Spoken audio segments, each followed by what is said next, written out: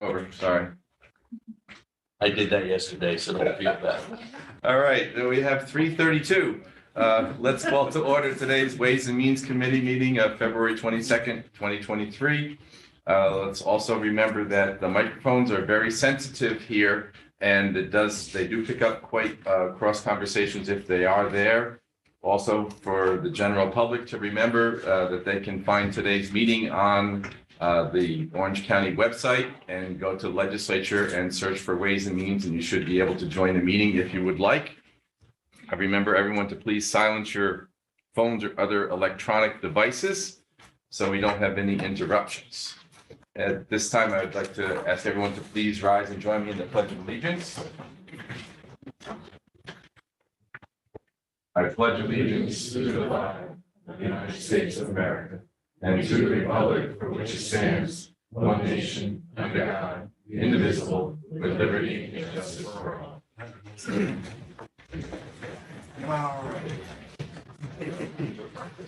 First up, Deb and consultants. Well, actually, I'm sorry again. Trying to get people on the road here. Yes, carry on roll call, please. Present. Russia, O'Donnell. Here. Fagion. Here. Hines. Sierra. Paduk. Here. Cheney. Here. Benton. Here. 6 present. Still a quorum. Okay. Welcome, Deb. Welcome, gentlemen. Thank you. Thanks for having us. Would you like to introduce yourselves first? Sure. Matt Montalvo, Drescher Malecki, one of the partners with the firm. Pleasure. Jared Picard, I'm one of the managers. Okay. So they've been very helpful with us for our ARPA project. And Can we're I very get a thankful motion for in a them. second Sorry. for this discussion? I'll make that motion. Fagion, second. Mr. Cheney? Okay, so we began this project back in the summer of 2021. We've looked at many projects, worked with many departments. While some of the projects originally made the list, on careful review, some would not make the timeline that is required. Over the past year, we've evaluated many other projects and have now come to a list that we believe can meet the criteria, which is to encumber by December of 2024 and complete the project by December of 2026. Our major concern was to not return any money to the federal government. Okay, so as you can see, I think you will have the handout. The original proposal is on page 1. Our proposed changes are on page 2. And the new projects are on page 3. Highlights for those pages? So for the changes that we made, basically many of them, especially the biggest one, the Health and Human Services building, we just knew that that was not going to meet our timeline. Okay, just wasn't going to happen. Also, so we also had $10 million in PPE. We decided that's way too much money after we've decided, that things are calming down and everything. So we've taken money out of there. The cybersecurity information technology project was 3.7 million. At the time it was procured, it was not clear that ARPA would be used and the funding was a little bit different. So we're going to take that out and we're going to use that as surplus money. The Valley View sewer plant, again, we're not in the process that we can make that timeline. We're going to take out the ESG consulting line. We're going to just use that as we need it through operating funds. And the other IT project, the $1 million, that's already been committed with bonding this year. Okay, sure, Mike A.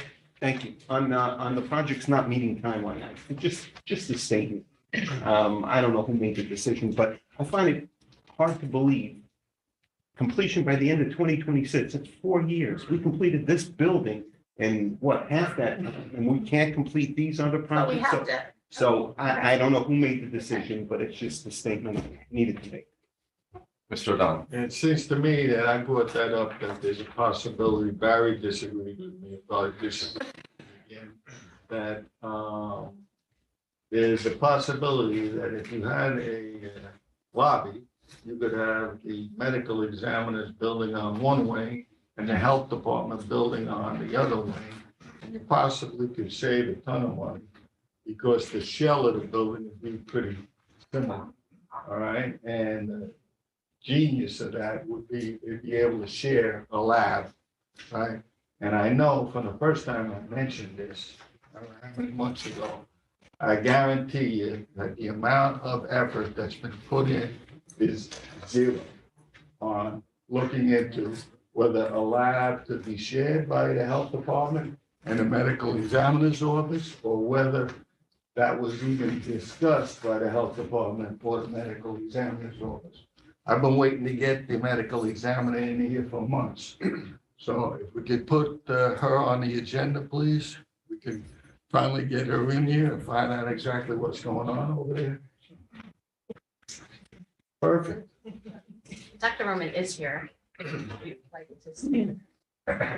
Well, I want to speak about autopsies, which isn't really on the agenda, so. Looking by the room here, I don't want to keep everybody here an extra hour, because that's how long it'll take me to go through what you do with autopsies. All right? Right, well, that should go to health and mental health as well, so we can I have get some it, I joint. get it. Thank you. Mr. Padu. Yeah, thank you, Mr. Chairman. Ever since we knew we were getting ARPA money, legislature's been left out, except for the chairwoman and the chairman of Ways and Means. Leadership wasn't involved in any of these decisions. The legislature owns all the property in Orange County, and yet we don't have a say. I'm so disgusted with this procedure, with this ARPA funding, and I talked about it many times. There's other projects that we could have addressed, but without any input, pretty hard to understand them. One could be Mr. O'Donnell. There's a lot of different areas in parks and stuff that we could use some of this money to make improvement. I'm really thoroughly disgusted with the fact that leadership wasn't involved in making these decisions, and it was left to the county executive's office and department heads without our input. And now you're asking us to vote on something that you guys decided on, not that we had any input in. I'm not going to support this. Thank you. Deb? Continue? Yeah, so the next page lists the new projects. So we can go down, the first is a request, and I apologize, I still call it OC. So the ARC Chairman. I'm sorry to cut you off. No, Sure, okay. go ahead, Mr. Well, Mel. I don't think we got an answer to legislative Anagostakis' reasoning on why 4 years. Because we get a building up in 4 years. I think basically it has to be encumbered before, basically now it's in 18 months. And by the time the process goes through the RFP and everything, and I don't, know what other items have to come through with that type of process, but So we brought a lot of people here, so I'm gonna let Yeah, Eric address RFP, with that. environmental, all those hurdles, but Eric, you wanna, Yeah, we looked at the Some of that. schedule for that. We looked back at the schedule for the government center, for all the projects, for the medical examiner's office. From point A to point Z, there's a lot that goes into it than just construction. Construction could be a year and a half on its own, at least sometimes. They're doing point of planning and feasibility studies and then getting into design and everything else that's involved. You're looking at probably about 4 years. They would have been cutting it very, very close, and to commit that amount of money to a project we couldn't guarantee would be done. If there were delays, then that was made the main concern. And from the treasury perspective, the actual final rule, the final guidance didn't come out until April of 2022. So that actually clarified a lot of the compliance side and what you can use these funds for. So with that timeline in mind, and then having to have all contracts in place prior to 12/31/2024, really reduced that window. I mean, I think that's where a lot of these projects were evaluated and it just wasn't going to happen. Well, my mindset is that government can actually work quickly when they put their mind to it, okay? So everybody has an excuse on why we can't do anything. I think our job is to find a reason why we can. And there's a lot of money to be saved by combining those two departments, which should be near each other, and also sharing a lab, state-of-the-art lab that doesn't exist in this county. They have a state police lab over at Stewart Airport that does a lot of criminal work. But as far as the health of our citizens, we don't have a lab. We send it to Albany, we send it out, who knows how many months. This is an opportunity to use the federal government's money for the good of all our citizens, to create a state-of-the-art lab and do it properly. And if it takes working overtime for us, then that's the way it should be. But to be 4 years out and use that as an excuse not to do it is disgraceful. Thank you, Chairman. You're welcome, Mr. O'Donnell. So I'll go back to the new proposed project. So the first project is the removal of asbestos at SUNY Orange in the Morrison Hall. That proposal was brought to us by Dr. Young for $5 million. The next proposal, I can go down the list and then. Yeah. Okay, Mr. Cheney. Relative to the $5 million, is it really a $10 million project with 50%? Oh, wow. Thank you. Thanks. Just on the same thing, so they've done a study on it already? So they got an estimate from somewhere? or- Yes. Yeah, just to clarify, if I could, the total 10 million is not only to do the remediation of the water damage and the asbestos, but also to replace the roof so that we don't have this problem going forward. So the part that has been approved thus far is to wrap the building and protect it from further water damage until the roof is repaired or replaced, actually. And the engineering study, we had preliminary engineering studies done, detailed engineering studies, so that would happen first. And then we would come back with the costing for the rest of the proposal. And we would be able to meet the timelines that have been described here.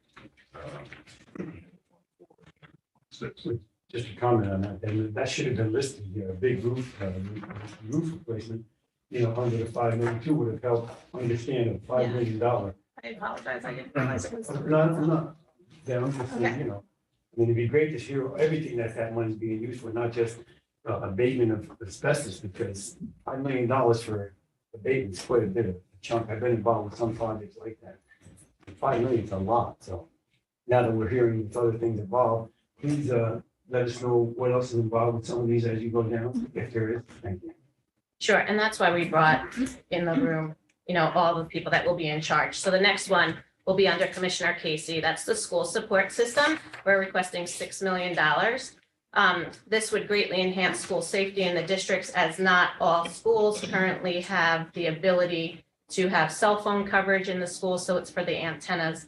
And if there's an additional questions, that's why Brendan's here as well for that. Mr. O'Donnell. Mr. Casey, Yes, so this is strictly for radios? these are bi-directional antennas. It's basically a repeater system. We've gone through 51 school buildings as of today. 31 of them need enhanced coverage for public safety radio. We tested Verizon and AT&T in the buildings too. They understand what we're doing. They can piggyback on it. FirstNet is authorized to give us some equipment, but we're not cell phone companies. So Verizon has to make that decision. AT&T has to make that decision. But right now, we have about 31 buildings that 13 really need the BDAs. And then there's another 18 currently that would be beneficial to them. So So the whole 6 million is strictly? probably not enough. Probably, Yeah, but probably. strictly Yes, for bidirectional antennas. reception. That's it. Yes, for public safety, radio system Reception. That's it. in schools. Well, we've tested schools that have great coverage. They don't need a BDA. That's why we've sent our own people out into these buildings. We're not just gonna put BD, they're $300,000-$400,000 a set. Right. There's some schools that have great coverage, some schools don't. Some schools don't, Right. exactly, which was the point I made a couple months about a school safety person working directly for the county exec's office. This is exactly the type of thing that person would be doing and looking into, all right? But I just wanted to clarify that the 6 million, which you're correct, probably isn't gonna be enough, is strictly for reception of radios for responding police agencies, emergency services in case of an emergency. Thank you, Commissioner. Communication. Mr. Just to follow on that comment, when you talk with the school systems about it, was that in their proposal, or you sort of suggested that this would help them? And did they offer any financial support? We always knew there were gonna be some buildings, once we built out our radio system, that was gonna need enhanced coverage inside the building. So we're following Rockland County's model that did this before the pandemic. They put these in the schools that needed to go into, they did a lot of it through grant money. We were, 2 years, we couldn't get into the schools, ARPA money came up, so I just pitched, look, some of these schools have zero coverage, we really should do this. The schools are free to do this on their own also, but it enhances our public safety, Orange County's radio system. So it's our system getting into these schools. So the schools certainly can buy these BDAs, but as we learned with the radio project, if you want people to be on the radio project, you gotta buy the radios, right? So that's how we got everybody on our radio system was you authorized millions and millions of dollars to build towers, buy equipment, and get it out to the agencies. This just extends our owned system into the schools.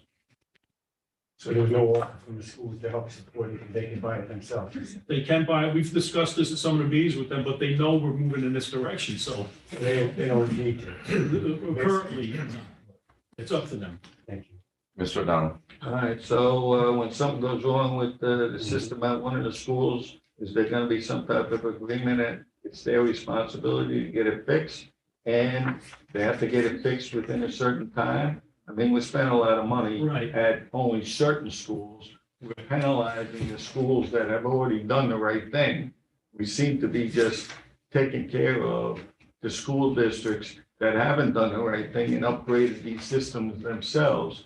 And I hate to keep going back to that person that we don't have online yet. For 200,000, we could have had that person calling up all these school districts yelling and screaming instead of me getting on my grandstand every chance I get to talk about a school safety officer. None of the schools have put the equipment in. They're just Are we schools. gonna have an agreement with them when we spend all this money that they have a responsibility to fix it if something goes down? My take on it initially is that it's part of our radio system. And these are just repeaters with wires through the school. There's not a lot that can go wrong with it, but I would say that it's part of our system. If we write it up where we give it to them and it's theirs, then it would come into, you have to fix it in a certain amount of time. If you don't want it, you have to give it back to us, much like the portable radios we gave them.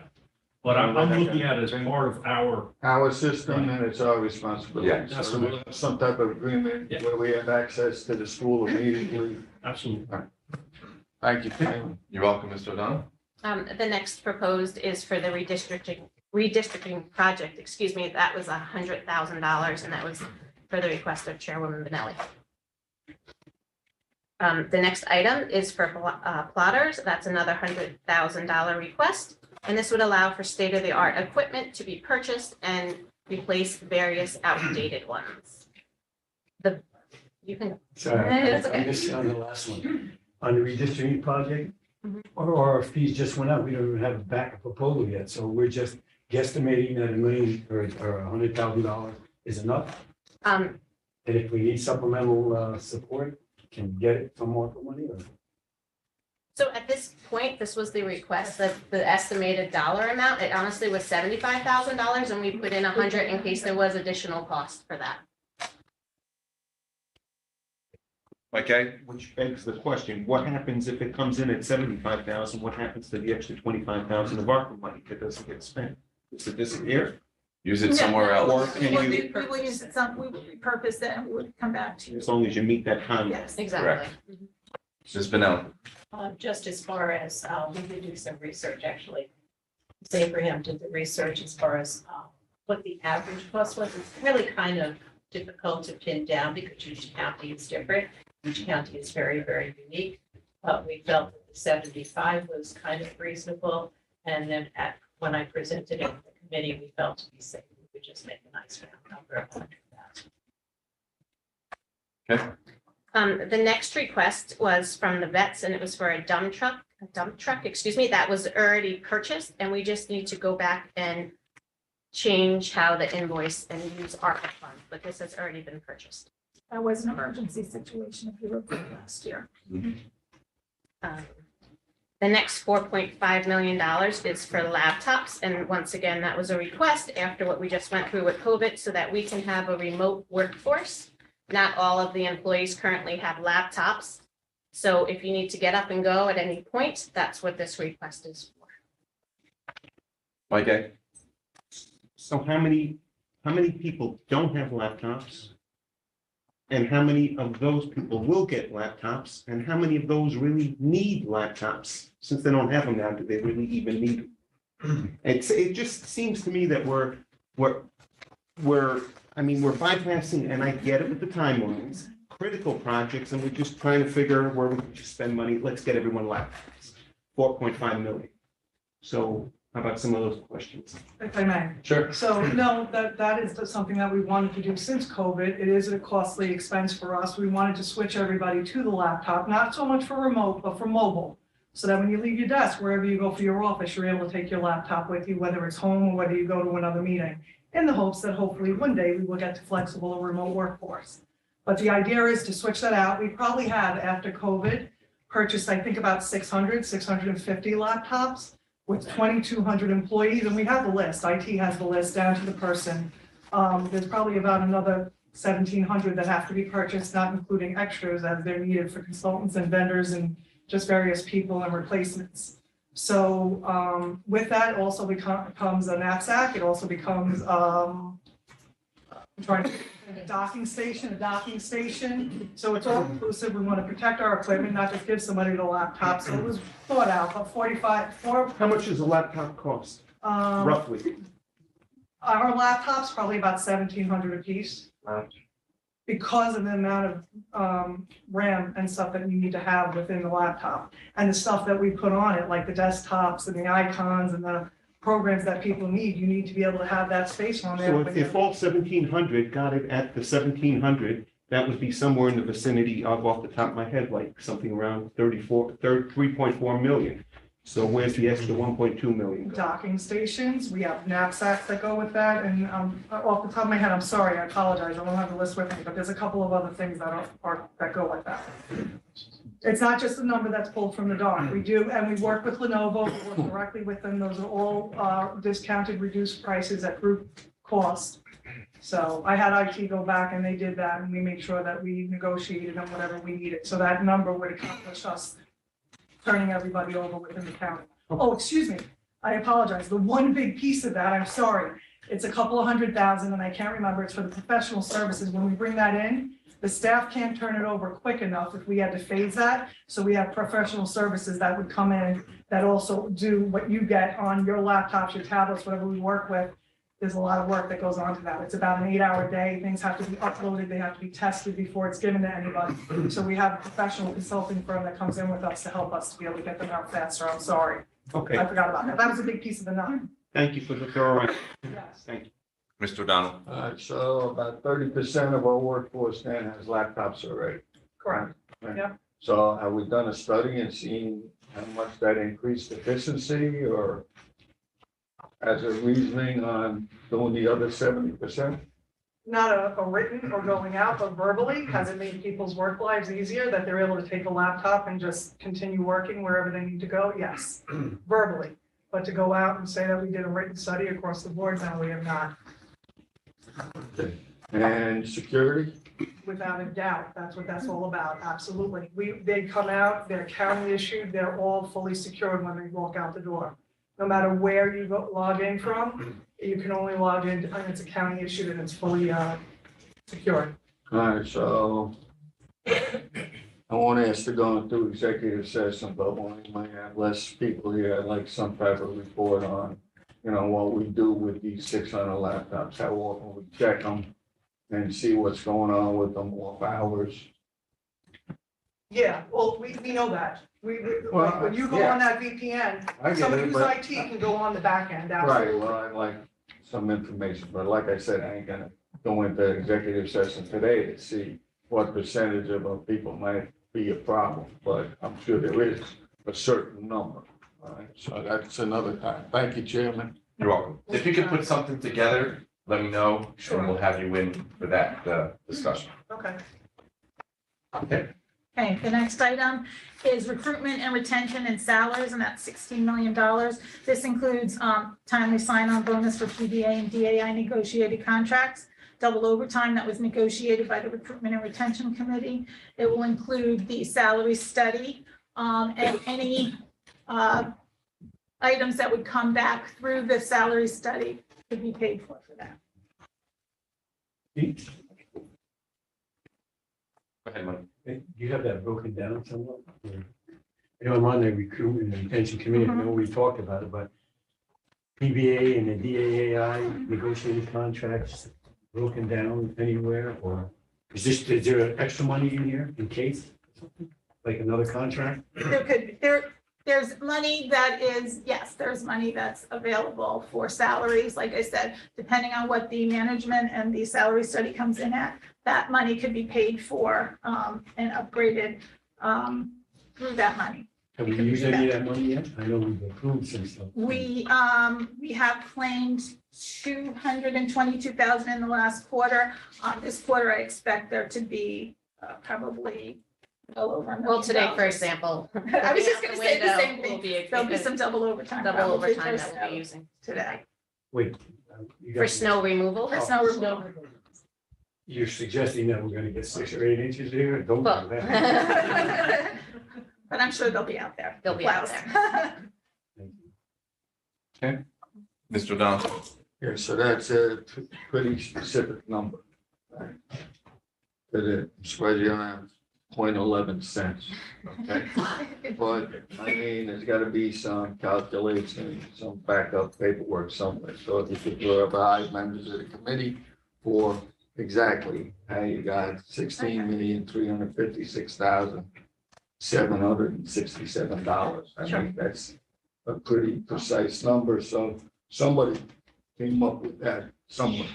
And we'd like to see the paperwork, at least I would. That's fine, we'll have it. Thank you. Number. Just Number. Yeah, Mike, Just along that line, so you guys had formulated a plan possibly in the recruitment. I don't know the whole plan So it yet. can, I and sit in it can also be used for salaries, for public health, public safety, and those types of things also. And back to what Yeah, our, I was just gonna- so I'm just gonna defer to our consultants on this. That's back to what they stated earlier about the final rule and really what this money is intended to be used for. So if you guys want to expand on what you said earlier. Yeah, with the final rule, there was a lot of language and clarification added to this concept of how the pandemic impacted governments. And under the Treasury calculation, Orange County actually had over $80 million, an $80 million revenue loss due to the pandemic. So what that allows you to do is spend essentially your entire award for what they term government services. And within the final rule, they emphasize more of the public sector workforce being able to sustain your current staffing and restore to the pre-pandemic levels at the very least, if not making additional investments. So from a long-term perspective, you're in a much better position from a staffing as well as a financial perspective. And I think that's what a lot of these things on the list do, is puts Orange County in a better position to handle that long-term stability. There's certainly a lot of economic issues going on right now that could put that into question, as far as inflation, certainly the current budget proposals that are out there now. So I think when you look at the real impacts on the workforce and as well as the financial side, this portion of it kind of addresses that piece. thank you. For DSS, we have some 250,000 for CIT training and Think Differently. This is for training for police officers and marketing materials for their Think Differently program. We have $6.3 million for security. And that is to go and review and implement wall security for all the buildings throughout Orange County. For the airport, we have $200,000 of equipment, and you can see these on the last 2 pages. For DPW, we have $6,090,000 of equipment. And for the DPW buildings, we have $200,000 in equipment. And the last 2 items are a $600,000 design for the Newburgh Maintenance Garage and a $100,000 design for the Mount Hope Maintenance Garage. On the security part, it's ones that you go through the whole thing. Okay. 6.3 million to allow thorough review and implementation for all departments. Does that mean that if there's security issues that need equipment is covered in this as well? or not? I mean, this can't be just a study. No, No, no, it would be The equipment as well. also. So- Yep. And one of the Swipes. big tasks is, I think, Chairman, yesterday you spoke about how the one person couldn't get in because they have a different swipe card, or someone mentioned that. Yeah. Yes, yes, so basically that would also, be an effect that we'd all have the same swipe system. So when I go to 911 right now, I have a different card than I have here. It's more universal. I know Alicia can speak to this, or Scott as well. This is full evaluation of all county departments and buildings around, which is upwards of 30 different locations. This would simplify and standardize some of our, I carry 6 or 7 cards, I can't get in everywhere, right? Plus a key ring that you need a spackle bucket for.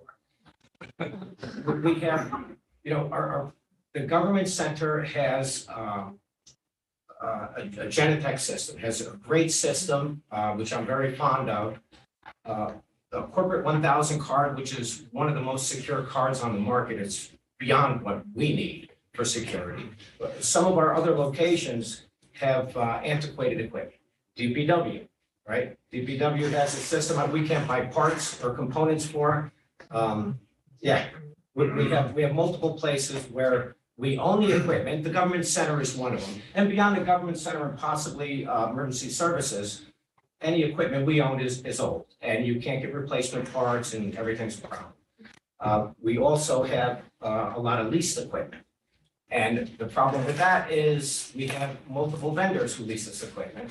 Sometimes multiple vendors in the same building. So, we continually pull footage for different incidents that occur. Sometimes in certain buildings, you don't know who to call. And, they say, no, it's not me, it's him, it's not camera A, it's camera C, and we don't own that one. It's complicated. We need to standardize our equipment. We need to have everything in one server. So we need to get organized with this. We have locations, the government center has 6, 7 guards in the building, armed guards. We have plenty of locations that have no armed guards. Not only no armed guards, they have risk factors and they don't even have cameras. We have plenty of locations with no cameras. So we really need to get up to speed on some of this stuff. But what we did was we went through and evaluated our locations off of the OGS contract, off the state contract. And looked at numbers from that perspective. So we're going to try to get some better rates because you can certainly negotiate. So we're hoping to get some better rates off the OGS contract rates as far as labor and material markups. So, but that's what we're looking to do. But you said you did the thorough review already, which is included in this price, so you. We have walked it with our one of our security vendors and our IT department, and we have gone building by building. We do have a few buildings left, but looking at the numbers, looking at the equipment needed, this is a good number. As far as that also goes, I think something that needs to be looked at is I swipe in, but I never swipe out. So the only thing that shows that I left the building would be a camera in the parking lot. But again, I think we need a system where you swipe in and you swipe out, because let's say something happens and a part of the building collapses. You could be looking for me because I swiped in and I never swiped out, and I'm on my way to New York City somewhere. So I think you need to know both sides as well. That's always been a little bugaboo of mine with this system that we have now. A lot of good information has come up just doing this research. Good. We're gonna try to look at as much of it as possible. Thank you. Did you have something, Mr. Mike? No? Mike? Just to that's the whole point here. If leadership was involved with this and we see what you're talking about, instead of asking all these questions today, our caucuses would have both known what the proposals are, what the items were, how in depth it's needed, everything. But by going, that's why I'm against all this stuff, because we're not involved. Well, don't get me wrong. The chairman's involved. I understand this. Okay. We are going to have everything finalized, very, very, very soon as far as numbers and proposals. And there'll be future meetings with future new questions, I'm sure. Okay, next, anything more? That's it. Anything more from the consultants? No. Okay. Mr. Vecchio. Thank you, Chairman. I was gonna not ask too many questions because I generally try not to. I try to do my homework and be prepared and ask the questions I need to when necessary. Just a couple quick questions for the two commissioners here. So you guys came up with this plan all by yourselves? No. No. So this wasn't done secretively in the cover of darkness at night last night? No. We This has we been. reviewed yeah. with many departments. We looked at what kind of projects could be available, what wouldn't need timelines and those types of things. I'm gonna use some big government words right now. Comprehensive. I look at this list and it seems to cover a wide variety of departments in our county government, one of which includes the legislature. And I know that our chairwoman, Katie Benelli, you talked about the redistricting. Was that something you threw into the legislative's hands? Did that come from the legislature? Did it come from our leadership in terms of the redistricting being part of ARPA? That came from Chairwoman Benelli. Okay. And as far as you know, just for the record, Chairwoman Benelli was involved in meetings with the ARPA group. So was Chair Benton. Thank you. And I have full faith and confidence in Chair Benton, as well as the leadership of our chairwoman. And I want to just compliment her. Her door has always been open to this caucus and to this majority leader. And I've worked hand in hand with legislator Chairwoman Benelli on this. So to suggest here at this table that leadership was not involved is not only preposterous, but it's unfair to our chairwoman. Thank you, Chairman. I'll answer. Mr. O'Donnell. For you. That's ridiculous, okay? He made a statement, he wasn't involved. He's the minority leader. I'm the only conservative in the whole legislature. I wasn't involved in any negotiations. I'm not complaining. He certainly is. He has 4 other Democrats here. And if he wasn't involved in anything, that's not good for the county government, okay? I agree And for you 100%. to say that way is demeaning to him, demeaning to the process now, all right? Chair lady does a great job. She keeps most of us informed, if not all of us. But his complaint, and I agree with him, was that a lot of this was not discussed with any of us, many of us till now. Some of it, yes, but not all of it, not all of it. I don't think, I'll ask Commissioner Casey, were we aware of this radio proposal? No, bidirectional antennas, no. That's just one off the top of my head, as an example. As an example, that we didn't know that till today. Okay, thank you. You're welcome. I just follow up to your comments, Tom. Look at each one of these departments that they talk to are under the scope of our statutory committees. Why couldn't have each one of us, as a member of the legislature, heard what these proposals were from each department, with each department, all during the year till we get to this point? There'd be no question today. We'd be satisfied and we could have had input. You know how much input we get today? Complaining that we didn't have input. That's how much input we get. Well, like I said, I expect there to be even more questions as this process goes further. I agree with that, sir, but, again, they keep pointing out timelines. They keep pointing out timelines. Eric keeps pointing out timelines, even when we're 4 years out, which is hard to believe. But anyway, we're on the time constraint. We understand. Ms. Benelli. You got, no. Well, I mean, this conversation is taking a total different turn that seems to me personally, a little self-serving on some legislators' parts. If you look at this room, probably the majority of the people in this room have worked endlessly on this project for how many years did we say we started this? 21. 21. All right.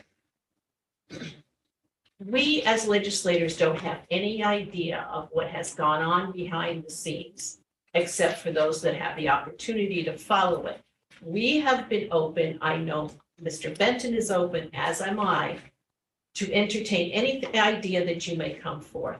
The consultants have been with us from almost the beginning, and the information and the regulations have changed. And with that, we have had to change. So while we can sit here very diligently as legislators, doing our due diligence and thinking that this is a critical project that would be a great fit for ARPA funding, throughout this process, I heard a lot of legislators saying, oh, can we get ARPA funding for this? Can we get ARPA funding for that?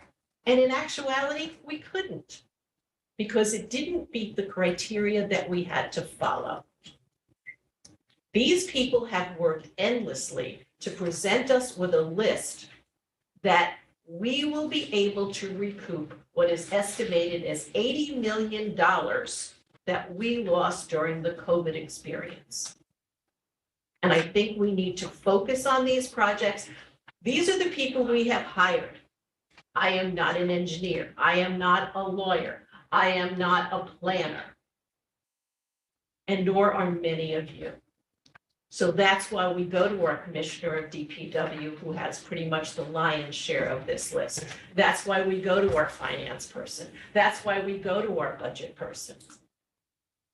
And I think we should be focusing on a very good project that they came up with. So I want to commend our departments, along with our consultants, who have been very cooperative in all kinds of crazy questions we've asked them, and come up with something that I think is in the best interest of all the residents of Orange County. And I respect the comments from the legislators questioning all of that. Well, this is your opportunity to do so.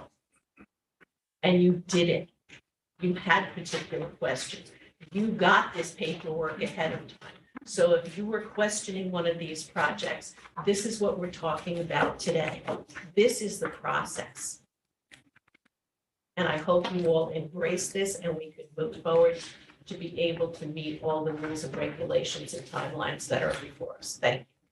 You're welcome. And that's why I wanted to go page by page. Thank you. Hey, certainly my Mr. Dunn. comments weren't meant to be self-serving. I'm here to serve the 400 citizens of Orange County. And I just gave one example with Commissioner Casey, that the person I heard about this was today. So I'm sure there's others. I'm sure there's a lot of work that went in. And certainly, I, more than anybody, appreciate the work that our county employees do.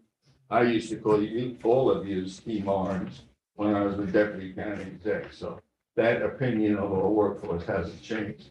The fact that there's discussion or disagreement on timelines on when we can do things. The one suggestion I had was to actually save over $1 million probably with putting a health department building near and next to the medical examiner's building. But was decided not to happen, right? Minus any further discussion from me. All right, so thank you, Chairman. You're welcome. All right, any other comments from committee members? Mr. Paduk.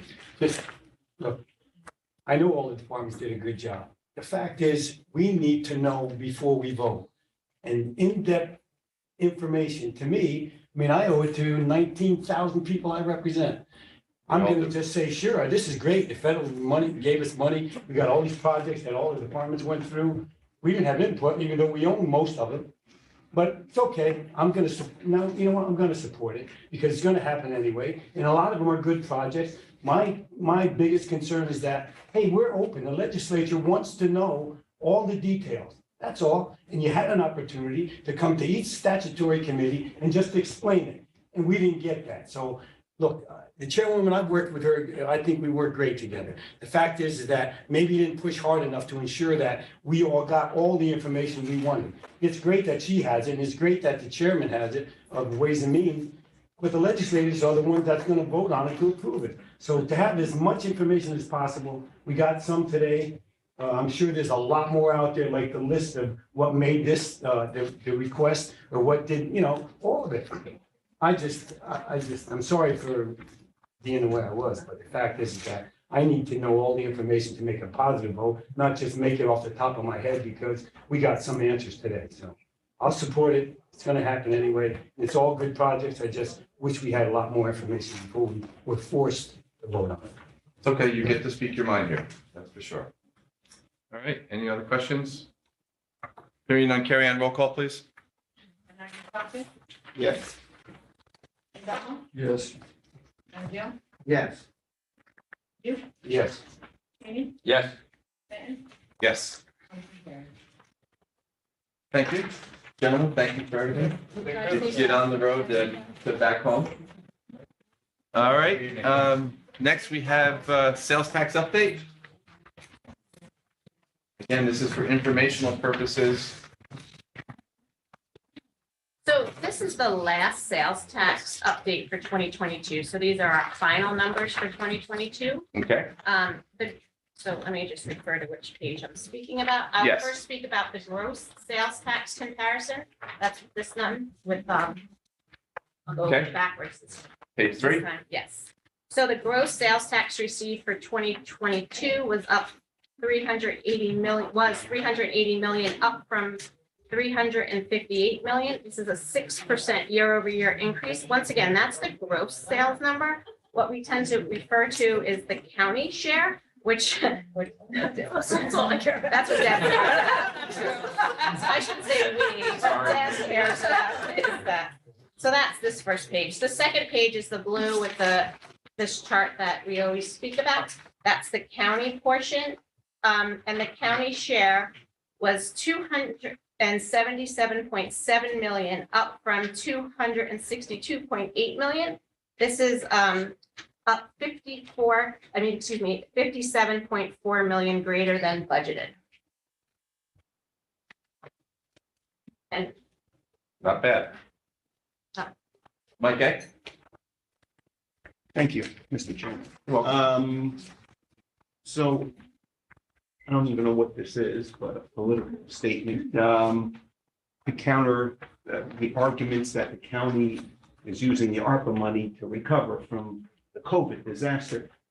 It's my belief that the government went crazy in distributing all this money in the United States, and we're going to pay for it in generations to come. If you take a look at our sales tax in 2020, yeah, it went down a little because of COVID. So the total was 278 million versus the 301 the year before, and the year before 292. So, you know, a 2% increase every year is kind of what's expected. So yeah, we went down. Maybe we went down 20 million. But the following year, we went up 58 million. And the year after that, we went up 80 million. Okay, so COVID was a terrible thing, okay, for people and for the health of the people. But I'm not that sure it was such a terrible thing economically. For the county, the sales taxes skyrocketed because of COVID. And we're in a position where we've got unimaginable monies in the reserves. And here the government turns around and gives out these trillions of dollars, which again, I think generations to come will pay for in a very bad way economically. So I'm sorry the gentleman left, but I don't believe the ARPA money was there to save us from COVID. I think we were doing just fine, even though COVID occurred. Well, I think I have to agree with you, but I have to say probably the government, when they put this proposal together, tried to create an equal playing field. So even though Orange County's really been different within the entire state of New York for many, many years with our leadership and our financial management and everything. So we were better off than many, many, many other counties in the state. You can also argue that when the government did this, they didn't know the outcome was going to be this. So I can see that side of the equation. But anyway, I just wanted to get. I'm not 100%, I don't 100% disagree with you. I quite a bit there. Mr. Padu. Just to follow, you mentioned the reserve account. Is the bookstore closed out for 2022? so they are not. They are not. No. So what happens is, you know, by charter, and I apologize, I think I said it was the 28th, but it's actually March 1st that we provide draft financials to you on or before March 1st. So I'm going to go with March 1st, to be honest. Sitting new in this seat, definitely going at March 1st. And so that'll be unaudited. And then the auditors come in, and usually around June is when they do their presentation in June and July. And we'll have final numbers on that. But you have a pretty good approximation of these since you've been working. I have a good poker face now, but so the reality is Deb is working with departments still closing out encumbrances, POs. So my number is literally changing minute by minute, phone call by phone call. If I go look at my email right now, I have 65 emails from departments that are like one last off. What, can we get this in? Can we get this done? We have deadlines in place, but sometimes there's always exceptions to those. So But until the it's- first, I would feel a little more comfortable waiting until then. I'm trying to give you that. Thank you. I know it was at 117, 17 million when we're usually at 57, so. Not on the agenda, March 1st. Thank you. And it'll say unaudited. So that's it for sales tax, unless there's any other questions. Okay, yeah, any other questions from legislators? Mike A. Just a comment. Sure. I'm sure the commissioner, sure Kerry already knows this, but just to Interest, Just to right? put it on the record, if I can, let's see. The 6-month US government treasury bill closed today at a rate of 5.09%. Thank you, Mr. Chairman. You're welcome. Any other questions? We can go into Deb's budget update. So I provided you actually with 2 reports today. The first one is the end of December, and again, this is still a moving target. This was prepared to you on February 15th.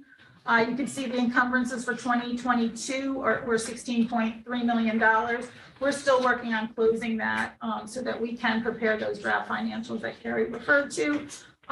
There's probably also some additional personal services, vacation and wage accruals have been posted now. Some more accruals have been posted, so it still is a moving target, but that's where it was as of just February 15th. Okay. February 15th? Mhm. Okay. And as of January, basically, the biggest part of this is personal services and benefits because we've gotten paid twice in January. There are some contractual expenditures.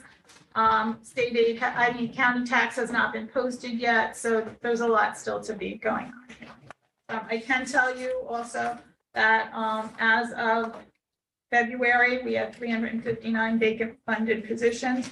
At the same time last year, we had 337.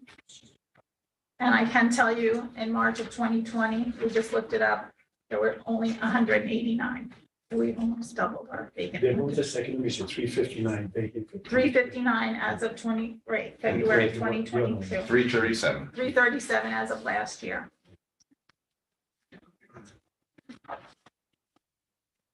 Okay. Questions for Deb?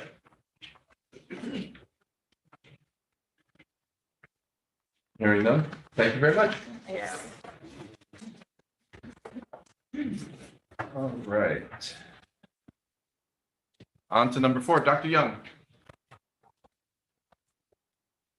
Originally on the agenda was for a request for supplemental appropriation for fiscal year 2022-2023 budget to fund the salary and benefits of a vice president and general counsel, and to fund occasional outside counsel to provide legal services previously provided by the county's attorney's office. But I understand there were some changes that, an amendment from E&E.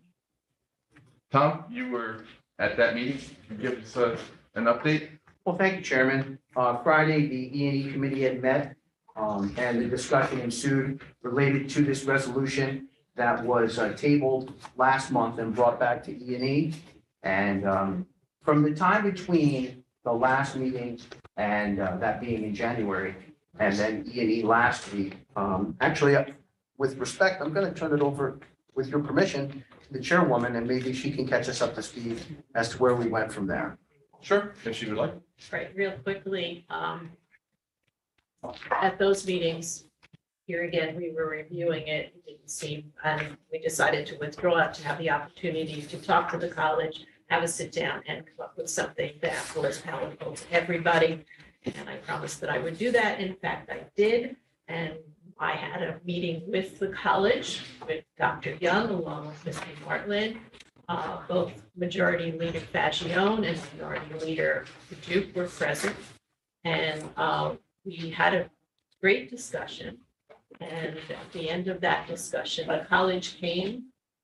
And one of the things that was put on the table first was they're very astute, and they realized that there wasn't a lot of support for hiring a person that would serve as legal counsel / vice president.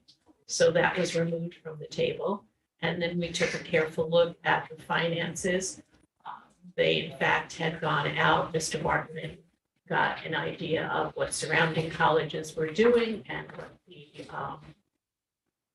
rates of attorneys were in the area to seek outside counsel. And we discussed that, as well as that this is going to be what I'm calling a gap between now and I guess the end of August when we start a new budget. So probably within the next 2 months, we're gonna start talking about how it goes for next year.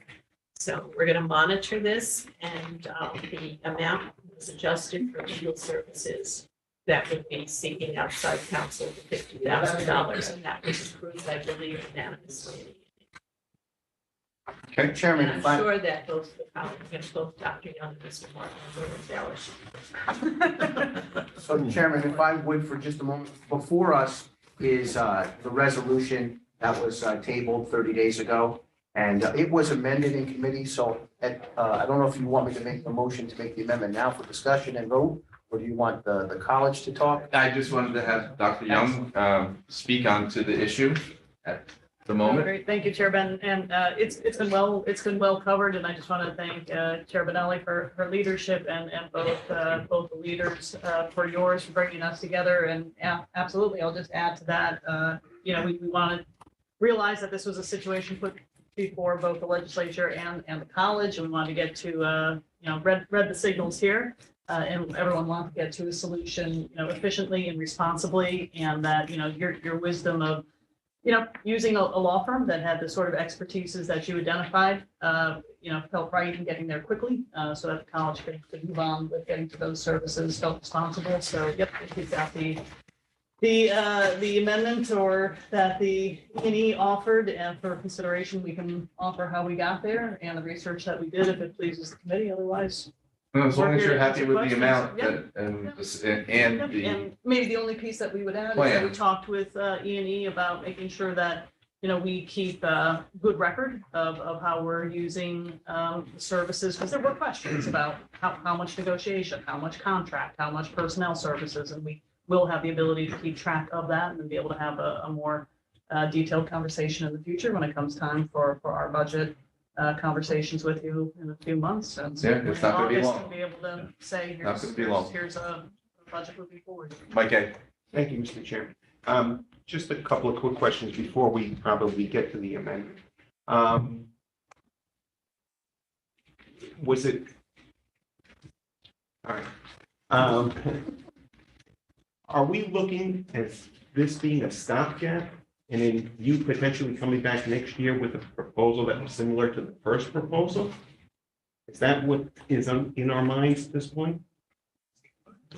Okay. No, that is not the intention now. We have Okay. taken the general counsel Okay. off the table. Okay, What we would be looking at, though, when we look at the new budget years, is the amount of 50,000 is for a portion of a year, so half a year. So we'd be looking at more money but we would have 6 months of experience under our belt, so we could have a better understanding of what the Understood. level might be. understood. Next question is a little touchy. It's the process. Did you arrive at this conclusion because you felt or you sensed or you understood you didn't have the support in the legislature? Or did you come to this conclusion by reviewing your numbers and your requests and the data that was out there and seeing maybe that you didn't come with the right requests based on what every other college is doing? No, I still believe the first proposal was sound.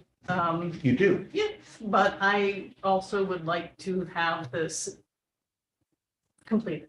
Okay, understood.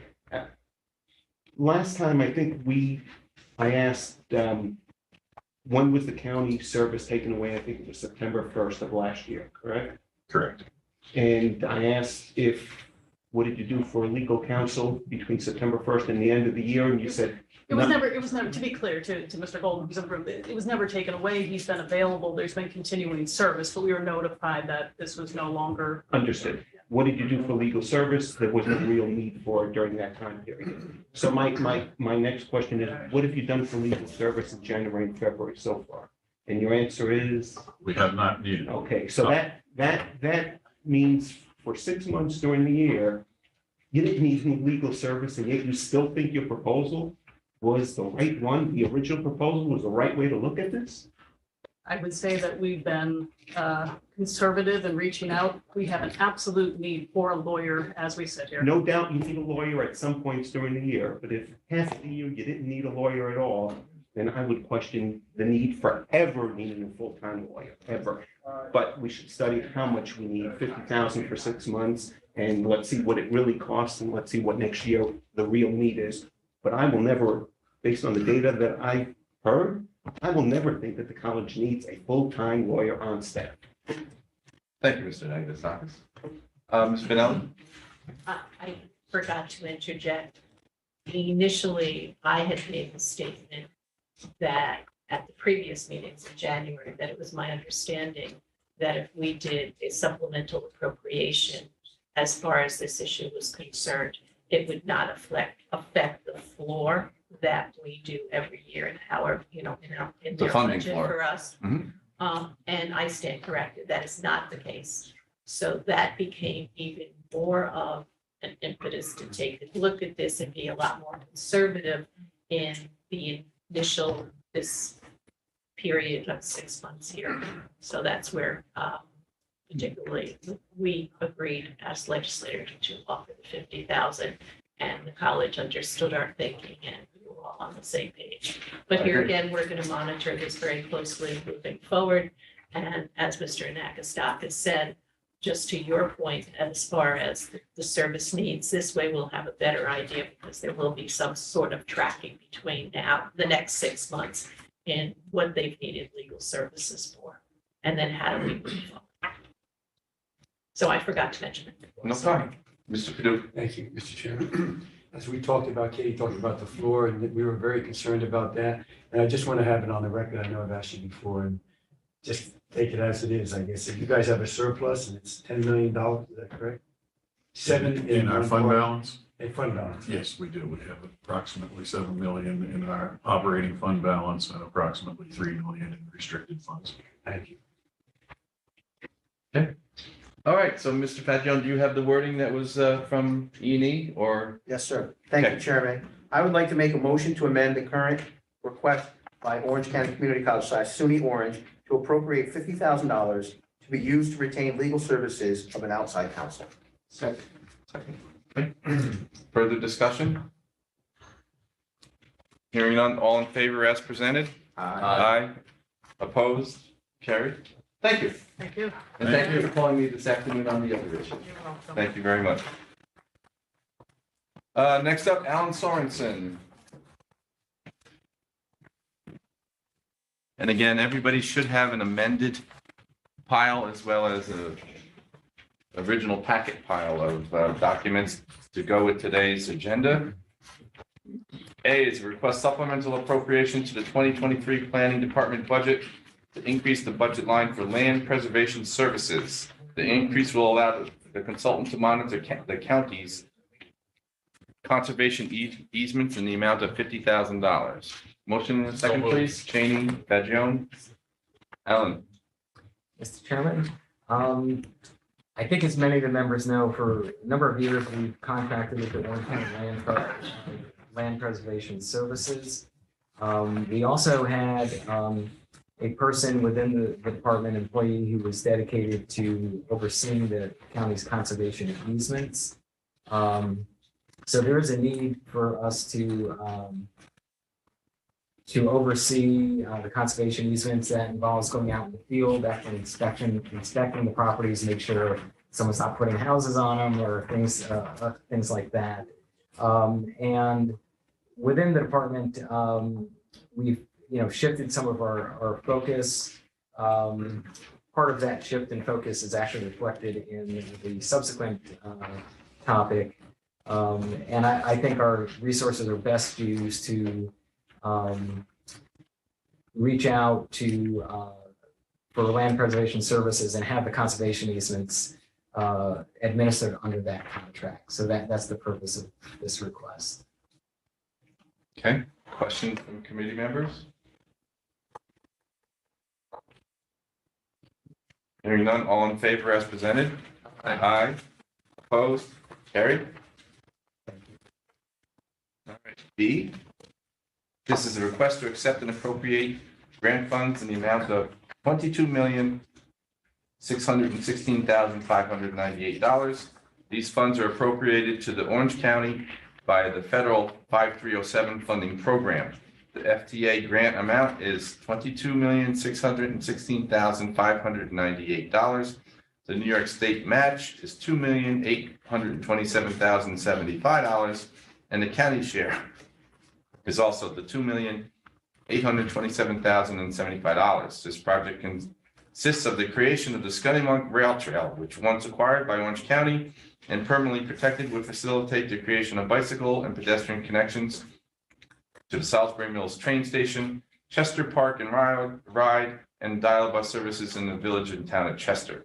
The proposed Scunnamunk Rail Trail would dramatically improve public transit use services by providing pedestrian and bicyclist connections to existing transit facilities, while also opening opportunities to expand service with this area of Orange County.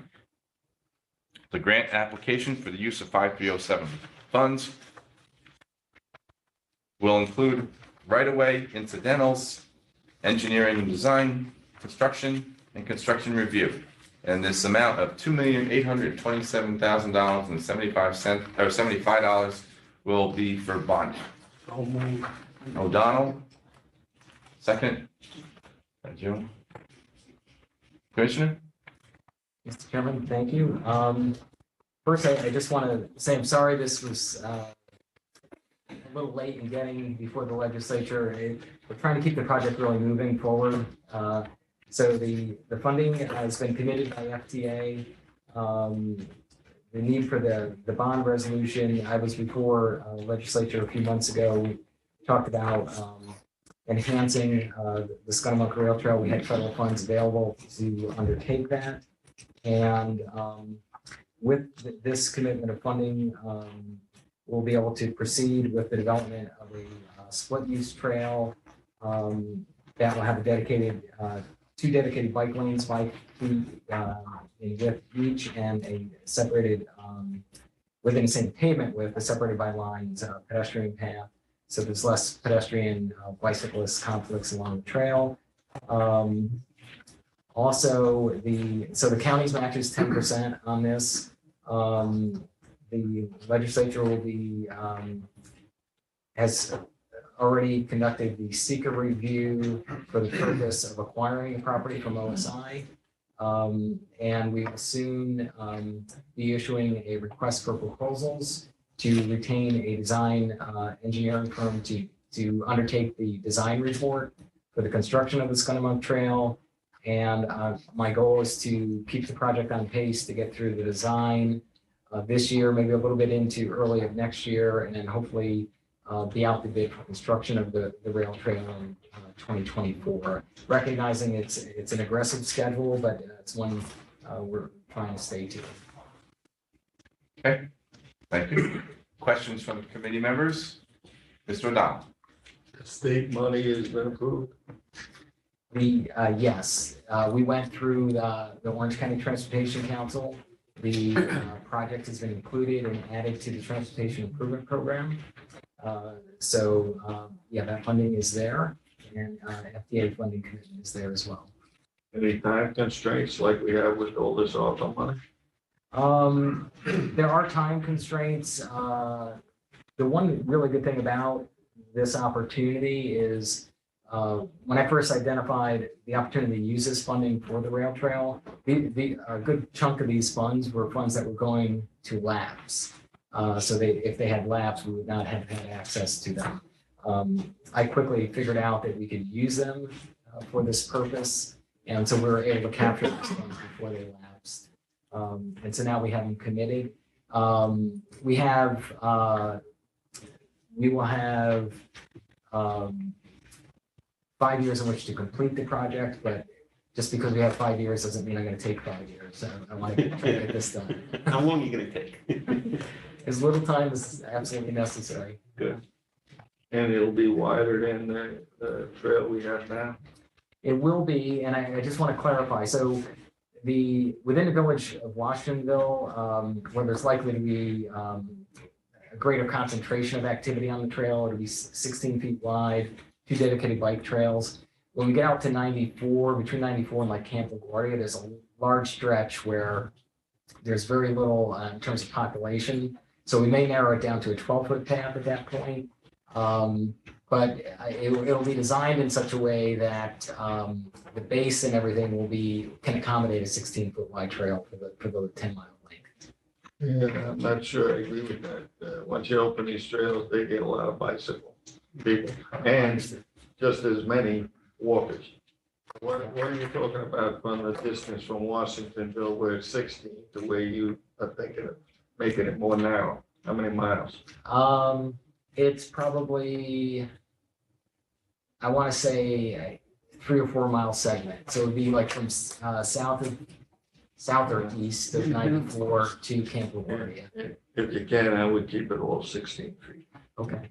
Okay, Is there a standard width to these rail trails? The standard has been changing. So with a few years back, the standard would have been like 10 or 10 feet. Now the current standard is for a shared use trail is about 12 feet. What we're talking about developing is a split use trail, so dedicated lanes for bicyclists. And that is, if you're looking at the national trends and especially with the advent of e-bikes, it's becoming increasingly communities are realizing it's a necessity to have a split use trail. So that's why we're proceeding in that direction. Would I be correct in assuming, talk about what, 3 mile? The additional footage on 3 miles would be minimal cost compared to the overall project? I think it is. I do think we'll be able to accommodate that, but I also, just want to, when we get in working with the design consultants, want to be able to explore those options. Thank you. Mike, The total length is how much? 10 miles. 10 miles? And the 25.3 you hope is going to do that? It's 28 million total, because you got the state matches, the other 3 million. Okay. Yeah. We don't know yet because you really haven't. I try to be very conservative with our estimate. Of course, we know with, I'm pretty confident we're there, so I try to be very conservative with that estimate. So I know with the cost of everything going through the roof, I try to factor that into this estimate. $280,000 a mile. Right? No, 2.8 million a mile. Yeah. I'm sorry. That was, Okay. my next question was, just like standard width, is there a standard cost per mileage? I understand costs will change with commodity prices, but is there a bridges, standard? other things. Yeah, is there a standard for these kinds of rail trails that we're looking at? How does 2.8 million per mile compared to what this It's on standard is? it's on the higher side. We do have several bridges that cross the Mudna. So that's going to add to the cost. We're going to repurpose those bridges. So that's one of the factors. And then again, I wanted to go in with a conservative estimate, just realizing what's happening with the cost of materials and labor and pricing and everything. So, if things change with the pricing, maybe we'll get hoping that the estimate that we have should keep us right in where we need to be. What happens, just throwing numbers out, but if it came in at 20 million, what happens to the other 8 million? Or if we could do it for 20 million, what happens to the other 8 million? I would find a way to repurpose it, so we would not let those funds lapse. Okay, good. Yeah, absolutely. I'll be on top of that. Thank you, Mr. Chairman. You're welcome. Any other questions? Hearing none, all in favor? Aye. Opposed? Carrie, thank you. Thank you, sir. Next up, Mr. Brooks. Recreation. Deputy? Yes. Welcome, Dan. Hello. So this is a request supplemental appropriation to the capital projects budget for the park's various capital improvements. Upon approval, a new capital project will be created in the amount of $350,000. Motion second, Cheney, Make the second. June, Deanna. So this is for various capital improvements throughout the park. You have a backup document that explains what we were going to use the money for.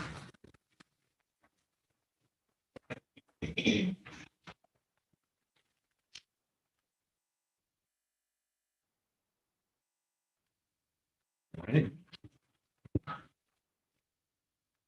Questions from committee members? What I got? Well, Mike P.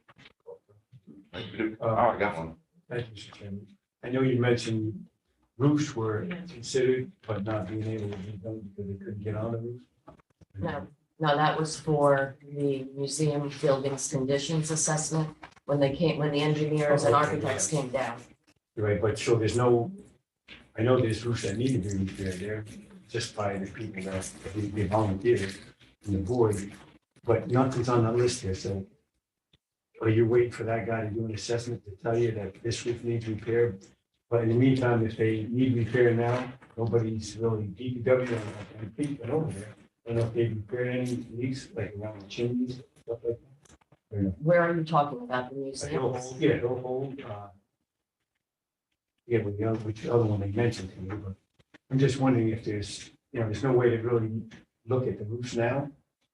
I mean, besides them guys, well, yeah, plenty of money, there's no question about fixing roofs if they need it. Well, Have you talked to DPW to do an inspection? I think it isn't weather where there's 2 feet of snow on the I roof. think at this point, the roofs are sealed. I don't think there's an issue with that. How often do they get checked? I mean, to see if there's any leaks. I would think that our maintenance supervisor goes there probably once a week to check on all Once the a week? buildings. Okay. Yes. That's how they often they go. Okay. Any other questions from legislators? Hearing none, all in favor as presented? Aye. Aye. Opposed? Carried. Thank you. Thank you.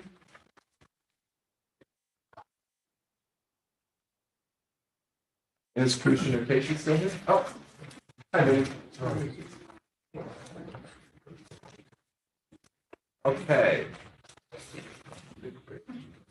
So this is a request, the legislature to accept the 2023 proposed capital project number 66 for $230,000 to finance the replacement of fire investigation response truck and purchase of water rescue boats and related equipment to the technical rescue team.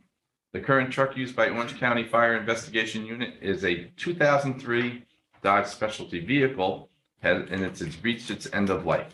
The vehicle is incurring increased maintenance and repair costs. A new vehicle would allow for a more efficient operation due to modern capabilities and would improve safety of unit members with modern safety advances. The vehicle will also be designed as a multi-purpose vehicle to be utilized for transport of personnel and equipment to various other types of incidents and training events. Orange County has seen an increase in recreational water activities, which has resulted in an increased number of water-related rescue incidents throughout the county. Individual fire departments who provided water rescue capabilities and personnel numbers have declined and has identified the need to add this capability to the Orange County's technical rescue team. See attached Schedule A. Motion and a second for discussion, please. I'll make that motion. Gentleman, Duke. Vinnie? So basically, I think that summarized most of this. There's 2 parts of this capital project. One is the fire investigation vehicle replacement. It's 100% volunteer team that we have. And again, we're mostly trucks, if we can, whatever, again, at the training center, we're trying to make them multi-purpose so we can use them for different incidents and not just one specific purpose. Makes them more versatile and get more out of them. Second part is the water rescue, and as the summary mentioned as well, the teams in the county are just declining, and we see the need to add that discipline to our current technical rescue team. One thing I will say with this is the state grants that we have available, none of them permit us to use any state grant funding for water rescue equipment. It's something that we've been lobbying the state to change because that's probably one of the most frequent types of rescue incidents in the state that are considered complex. So, but right now we can't use any of that funding for that. So that's why we're putting this in a capital project. Okay, questions? Mr. The Padu? department was talked with about ARPA, was it mentioned there? I I think these projects were in flight, but beyond that, I'm not aware of the ARPA discussion. So you vote, you can't get the vote with the funding. I'm not aware of what the requirements are and criteria of the ARPA funds. Questions from Ms. Benelli? No. Oh, okay.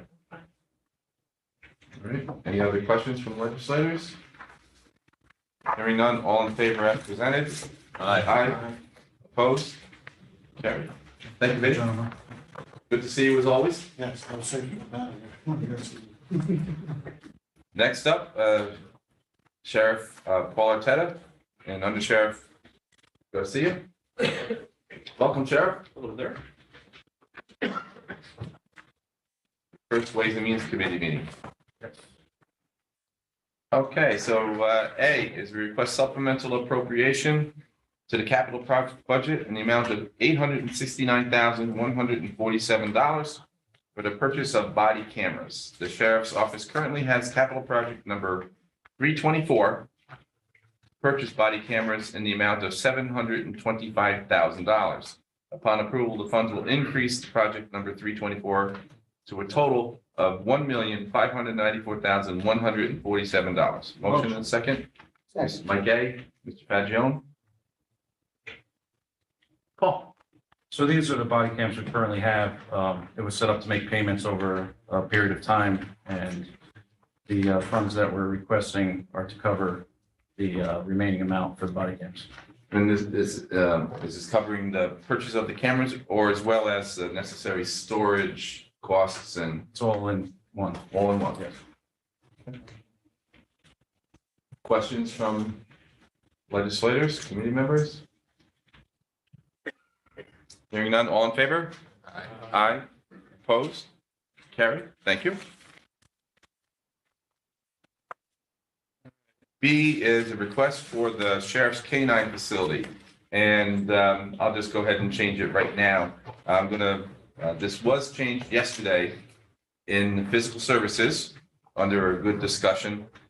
This was changed to be an amount of only $40,000 to be used for fixing of the floors at this facility to get them through. Brian, do you have those pictures? Do you want a motion? Yes. We get a motion in a second for discussion of this proposed amendment. All right, Mr. Cheney, Mr. Fagione. Discussion, background information for the committee members? Obviously, the floor at that facility is in disarray, needs repair, so we can make either other arrangements to have a K-9 academy or a different place to hold it. But right now, in the condition it's in, it's dangerous also to members or people that go into the facility for training and also to the animals. So instead of replacing the whole building, this would be just replacing the floor and some doors that don't close and operate properly.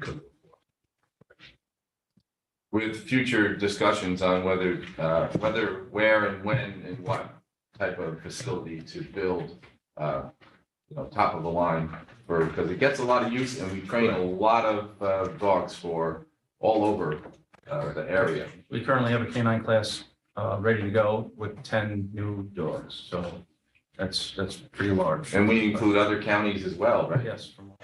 From all over the region. Request today from Sullivan County, looking to put a second dog into the training. So it's a great place, and I asked yesterday at Physical Services, why are we spending $40,000? Why don't we just tear it down and get something new? But obviously that takes time, and we can't stop the program for that amount of time.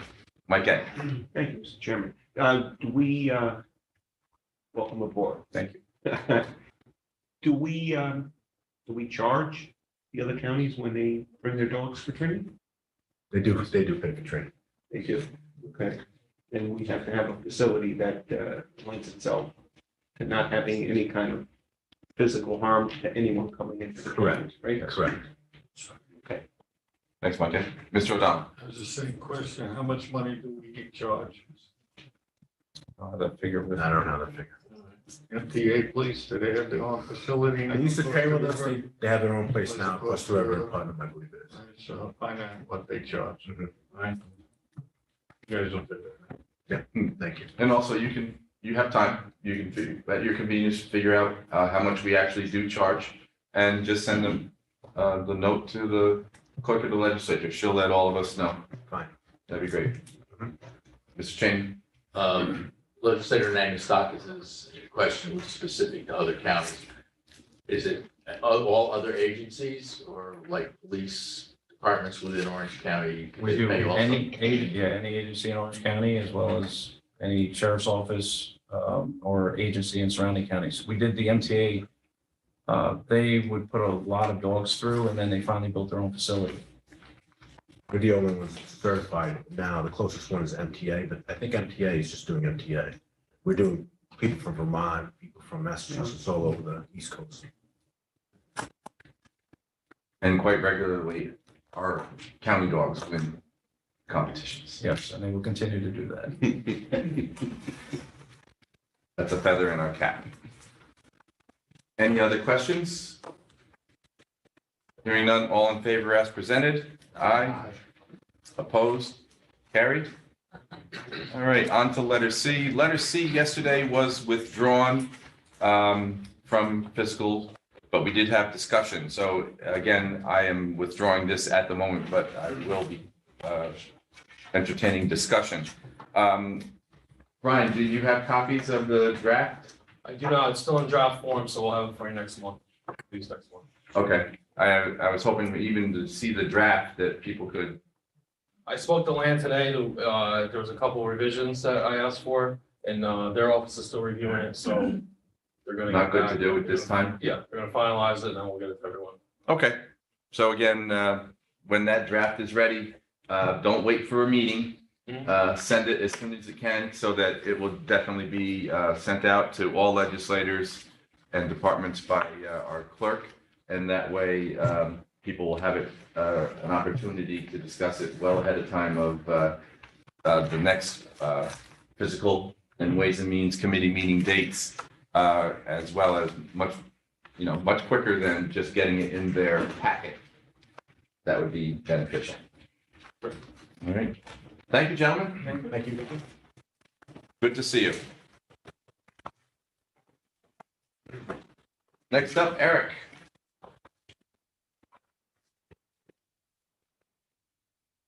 All right, so this discussion is on the tipping fees for Orange County at the transfer station. I will be abstaining from the vote, as I always do. I need a motion and a second for discussion. So Paduk, second. I'll make the second. Jung. Okay, gentlemen, welcome. Thank you. I apologize, my voice is a little raspy. 1 o'clock. We were here, I just had one, everybody's welcome. We were here last night, Bath Physical Services. Obviously, there's some increases we're looking to make in the tipping fees for both single stream recycling and municipal solid waste based on contractual increases. In addition to this, a fee that we'll explain shortly. Based on the markets, typically we were in contract for the single stream recycling hauling, which could have just been continued to be extended every 6 months. They were allowed a 5% increase in that contract, but they came to us and said they needed a much larger increase in that. So we were unexpectedly kind of forced to put the bid out to bid again because contractually we couldn't give them more than a 5% increase. Bids came in and they were pretty similar to the request that they were asking for. Excuse me. So we're here now looking at those numbers for the municipal solid waste. They too came for increases. We were able to tell them, work with them to keep it within the 5% allowed contractually in their contract. So we were able to extend that contract and not rebid it, but there was a 5% increase in municipal solid waste for that hauler. So we're looking to propose, and on here, we did talk last night with physical services. We actually modified the increases that you see here. Yeah, Mr. Cheney will get to that. Okay, I can let him handle that then. So we'll get into some questions with that as well, obviously. The 100, and all these, any increases here, we're looking to put in effect April 1st, which would be the last 3 quarters of the year. The 100 per load fee, which is the third bulleted item on here, we are getting, and Ben Bob can help me explain this a little bit here, but we're getting a fee from our hauler, the new hauler, a new contract, taking up the recycling, for any contaminated loads that have garbage mixed in with recycling. We're then looking to recoup some of that money by basically passing on a fee to a certain extent to the smaller haulers who bring individual loads in. It's not an arbitrary fee. It's something based on what we feel of an estimate based on the time and effort it will take to transfer some of those materials, deal with the administrative part of that. There's photographs and whatnot provided to the vendors when they get charged that, so there's less of a dispute.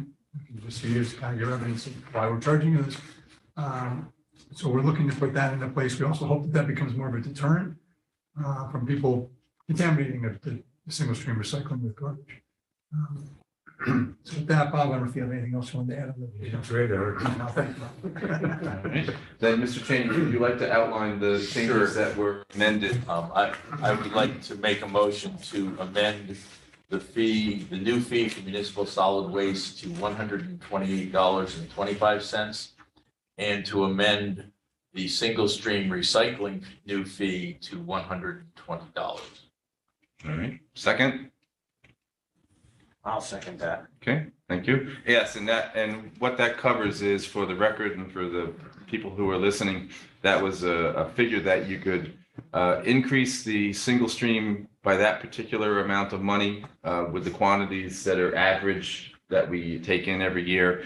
That increase there would allow us to drop the 75 cents on the MSW side, trying to, again, keep it the scales balanced. Yes, and to tie into that, the tonnage on the MSW is much higher than the tonnage we take in for the recycling. Approximately 120,000 tons versus about 20,000 tons. Okay. Mr. O'Donnell. So you put it out to bid again, right? When you said they wanted more than The single 5% stream. increase. All right, how many bids did you get back? Two. So did we end up going with the same person again? No, that person came in slightly higher than they were the second bidder. So when we signed the original contract for 5%, we weren't able to hold their feet to the fire. They were allowed to just drop out of the contract. They wanted significantly more than. I know that's what they want. Everybody wants more. They indicated that but they could if not we had move a forward. contract, They wanted more than 50%, we just couldn't, they couldn't. They said they wouldn't be able to. You know, my question is, did we have a contract that's We were, limited them to 5% and they were obligated to continue? They just wouldn't do it. they wouldn't do it. They refused to do it. I don't believe they were obligated. You don't believe? I don't believe they were obligated. No, we, They can't refuse to do it without putting themselves in some type of legal jeopardy. Right? So that was my point. Right? The county would be in garbage jeopardy. We can't have people just signing contracts and not abiding by Oh, them either.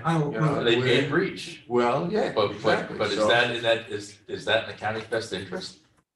County's To allow that to happen? County's best interest is to keep people at their word to 400,000 people. The county's best interest is to move the garbage out of the transfer station. Not at any cost, Barry. I'll disagree with you there. So, I just want to answer that what they refused was a contract extension. So they had a contract in place. It was coming to expire. We had sort of had the force over the years to reduce the years that the contracts are for, because we were locking in contracts for too long of a period of time, which put a lot more undue risk onto the vendors, and then we were getting also less interest from vendors. So an extension is different than Correct. what So- they're under contract. So Correct. normally So what we- happens when somebody breaches, and you could correct me, Yep. county attorneys here.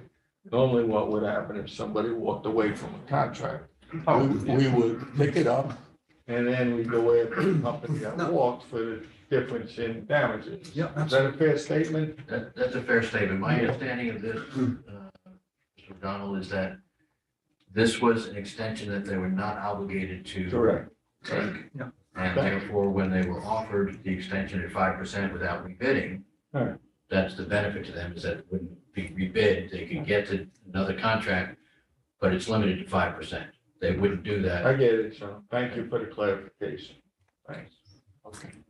Thank you, Mr. O'Donnell. Mr. Padu. Yeah, sure. Just to mention what was brought up yesterday, in regards to the $100 fee. I know the county attorney is here, and I know there was a concern about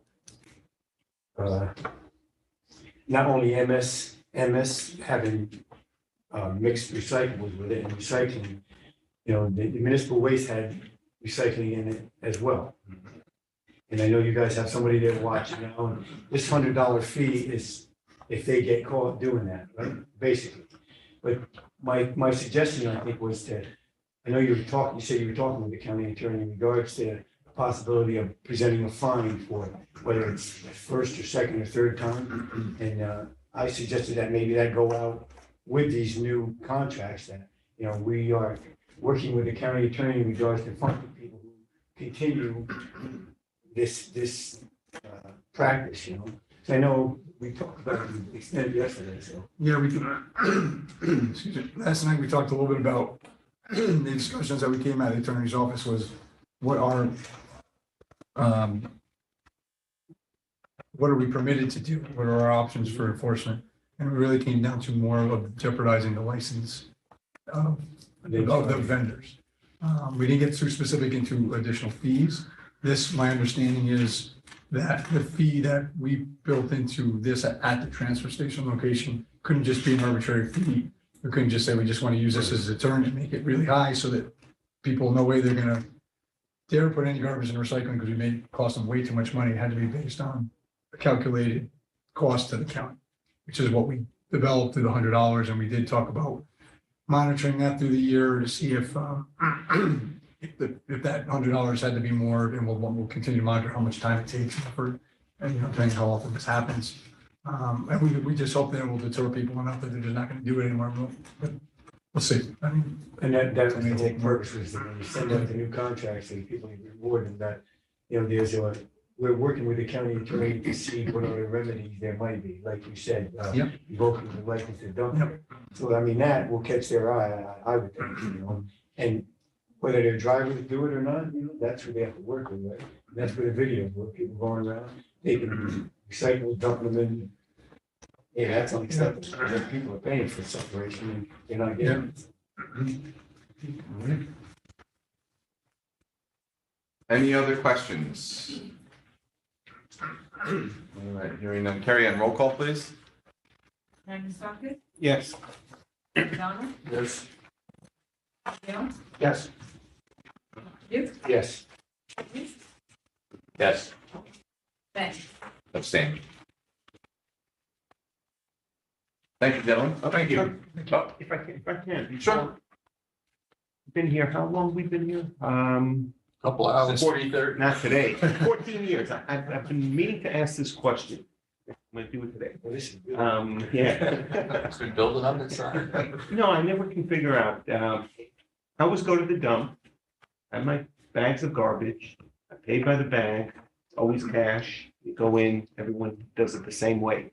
What kind of controls do we have on that? What kind of controls do we have? I'll let Bob answer that.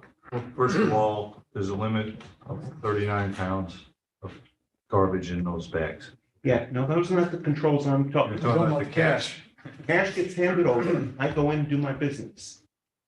What kind of controls does the county have on that cash coming in? And I know nobody pays by credit card because they don't have the ability to do credit card. Who doesn't? I thought they didn't have the ability to do Oh, no, we credit. do. You do? Yes. How much business is done credit card versus how much cash? And what kind of controls do we have on the cash? Well, first of all, I don't have the breakdown, but I can get that for you. I'll be glad to. Sure. As far as the cash goes, you go through the booth. Yeah. And there's, how many bags you're bringing in. So there's the cash box and the number of bags has to make sense, right? And we do that every night. But you see now, how does it has to make sense. I don't understand that. Well, in other words, if somebody were to pocket cash, there wouldn't be enough cash versus the number of bags. I mean, we'd be short on the How money. do you know how right? many bags got dumped? They go through the booth. There's a guy there and we count the bags and the guy helped. We have people. But the guy counting the bags is the guy taking the cash. Correct. No. The only thing I could add to that, there's another guy at the CDA, and I'm sure you met him, and he'll help you, right? Right? There was a gentleman, there were two people, right? Yeah. One at the, Right, one at the weigh station or at the scale. But he's not at the point of payment. So it's not a big issue. I mean, it depends. If we I did $1 million, understand. if we did $1 million worth of But cash I gotta during tell the you. year, it could be a big issue. I gotta tell you, the guy we have in charge of that, I know he keeps an eye on it, okay? And I will tell you, I'll be glad to tell you exactly, I'll talk to all of you, but I'll give you his exact what he does, okay? I'm telling you that. The other thing we're doing is, we have a request in for cameras throughout all these transfer stations. And that's in progress, something in progress. How many total transfer stations do we have in there? Right now, 2. Well, 2.5. We have two full, we have. With Newburgh? Newburgh, Port Jervis, Jervis. and there's one in Newburgh where we demoed the tipping floor. We have the CDA recycling and that. Okay. Off the top of our head, do we know roughly how much cash county residents are paying to dump their own garbage on a yearly basis? Do we know if we take $1 million in of cash or $5 million? Of course we know, yeah. What's that number roughly? I have to get it. You'll find out. Okay. Okay. Mr. O'Donnell? Yeah, so when you get those numbers, could you also just bring in like the process? I'm sure there's a sheet that says 5 bags, 13 hours. Right. Yeah, and there's a price for seniors, there's a Right. price for non-seniors. There's two Senior prices. legislators. Excuse me? No, we get charged more. I looked at the eye when I said. Why don't we just put this on for next month? Next month. Come in with this Yeah, issue but next month. I heard you before, I'll For get you the discussion. information well before that. Let me That way we can get moving. Okay, I'll do it 10 seconds, but my point is, the person at the window, I understand. 3 bags, senior discount is $1 equals $3. You give them the $3. I understand that, but that same person can take the $3 and not do any of that on the piece of paper. While you go Do they give you a receipt? Next month. Do they give you a You receipt? don't get a receipt. They're gonna give us the process next I'll month. give you the Okay. process. Okay. I've been through several instances where there was an alleged shortage and it was solved. It was Okay. all- I'm not it was all alleging, documented. I'm not alleging that there No, are any shortages. I'm just telling you, there is a process. I was just curious on the process. Ms. Benelli? With all due respect, this is a very good discussion, but it really belongs with the physical services Right. committee. Next month. I'll get whatever I have to Because both these committees. agendas are getting very. Yep. All right. Very good. Thank you. And thank you. Thanks for the question. Bob, give me a quick jingle later. All right, Mr. Wiley.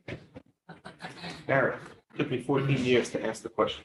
And it's gonna get answered at a committee you don't Gonna sit get on. another nomination after. What's that? It's gonna get answered at a committee you don't sit on.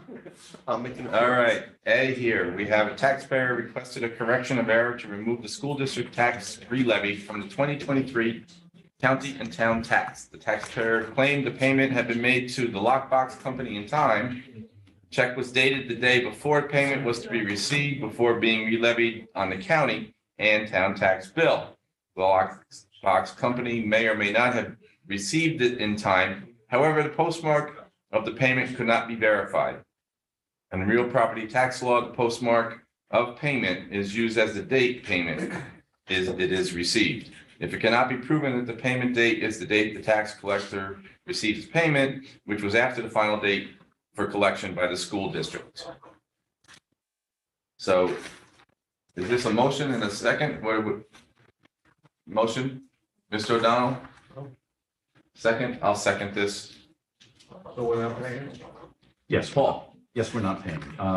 To sum it up, very briefly, this falls into one of the, we have the local law where we say anything under $2,500, I don't need to bother the legislature about. But in this case, the re-levy is $6,700, and the person was desperately trying to get the penalties and interest waived. They claimed that they mailed it. The school district tried to say that it was received in time, apparently, but according to the lockbox company. But the lockbox company, it turns out, could not actually provide any kind of proof that they'd gotten it in time. And so we at first were thinking, oh, well, you have the postmark, we will accept it. And then it turns out they didn't, so we have to reject it. Because per real property tax law 550, I can only accept proof that the postmark was there. So since that didn't happen, I'm saying we reject this one. And as a quick aside, the recommendation was to go after the lockbox company, who apparently is going to cover the penalties and interest. So I have to come before you because the amount is more than $2,500. Okay. Yep. And again, you know, for the record, we try to do everything possible to make sure people don't pay too much in taxes or penalties and fees. And we try to be, you know, as forgiving as possible. So, do we need to take an action? Is this, I'm not sure. Betsy? I'm not positive about that. That's only I have to bring it to your attention. I would recommend that you take action either coinciding with the director's recommendation or against it. Oh, So okay. if his recommendation is such that it's the pleasure of this committee to accept, then I would take it out accordingly. Okay, so the director's advice is for us to not grant correct the taxpayer's requests for the for the fees and interest to be forgiven. Correct. All right. All in favor? Aye. Isn't it a no vote? No, we're agreeing with the commissioner's opinion to Deny. That's not what the to motion deny it. says. The motion says. That's why I was confused when I read it. Betsy, what do we? What's? There is no motion. Well, technically, the way it's written, it's a description of the Incident. problem that exists. Right. So it isn't necessarily a question. That's why I phrased it the way I did, is Yes. we are accepting the commissioner's opinion of what needs to be done, that we will not allow him, and he will not Waive the fees and interest and It's a penalties. recommendation from Mr. Wiley. Yes. Yes. And that's what we voted yes to. Yes, we started to vote yes, but Mr. Cheney had a question as to whether we should be voting yes or no. And the answer is we should be voting yes if we agree with Mr. Wiley. Correct. Okay. All right, so again, just a redo. All in favor? Yes. Aye. Opposed? Carried. Thank you. Carrie Ann has it straight, I know. Yeah. Okay, B, similarly to read. Taxpayer had their school district tax bill re-levied onto the county and town tax bill after mailing 2 checks within the collection period. The checks were returned to the taxpayer in December of 2022 with return to sender undeliverable messages from the United States Postal Service. Address has been verified as being correct, and the postmarks were within the first and second month of the school district collection period. Real property director cannot remove fees and penalties from the county and town tax bill, but the director recommends that since postmarks, address, and checks were validated, the fees and penalties should be refunded from the county and town tax bill, which has been paid by the tax collector in full. Motion in a second, please. Paduk, second. I'll second that. Fagion. Comments? Director? So this is almost the opposite situation of what we just Right. had. In fact, this one is, the penalties and interest are $1,046.99. The person actually has proof that they tried twice to mail it, and they have 2 postmarks, but it was never received by the tax collector. So although we know that they mailed it out in time, it just kept boomeranging back to the taxpayer. And then it eventually got re-levied. So I cannot actually waive the penalties and interest in this case. However, you could vote to. Okay, so here we have a situation again. The post office returned the mail with the proper postmark that should have been delivered in, I believe, our opinion. And that was denied of this taxpayer, so it was deemed, I would deem it as unfair. Mr. Anagnestakis? Out of curiosity. So he did it. You said, or someone said that he sent it correctly, but it was returned undeliverable. What was wrong? What was wrong in the address? That it couldn't be delivered twice? There does not appear to be anything wrong in the address. It appears to be address correct, and twice it was rejected. So I can only assume that there's something going on with the USPS person delivering this mail who's not delivering the mail. I have no proof of that. All we know is that they mailed it out. We have proof of that, and it has come back twice to that. They eventually did, after it got re-levied, have to go and make the payment with the penalties and interest. In person, probably. I'm assuming it was in person, yeah. I assume other people are mailing to that same exact address, and we're not getting this happening with other people. Correct. But it says the address was verified. Right, that's what I'm saying. It was verified twice. And it was the correct address, but the post office wouldn't deliver. Maybe it's his wife. Works at the post office? Yeah. Ex-wife. Ex-wife, that's what I meant to say. That's what you meant to say. All right. Yeah, I apologize. I have Mr. O'Donnell. no other explanation other than, as we said, it appears to have been mailed out correctly twice and postmarked and then sent back. Okay, so the taxpayer paid this in full and is looking for a refund. Yes. So is that worded properly? Fees and penalties should be refunded. The director recommends that since postmarks, address, and checks for validated fees and penalties should be refunded. The last sentence, which has been paid by the tax collector in full. Yes, because they paid the tax collector, and so that has been sent on. So now it has to be corrected afterwards. The whole amount was received by the taxing agency With the penalties and interest. with the So it's penalties. paid by the taxpayer. Taxpayer paid in full, right? To the tax collector, who then eventually paid the full amount. It should be You're right. paid It's perhaps a word. to Taxpayer could be the tax more collector. accurate. Right? Instead of tax collector, it should be taxpayer. Well, you're saying the tax collector paid us in full. Yes. Yeah. Yeah, which has been paid to the tax collector in full rather than instead of by. I think you should take out by and make it to.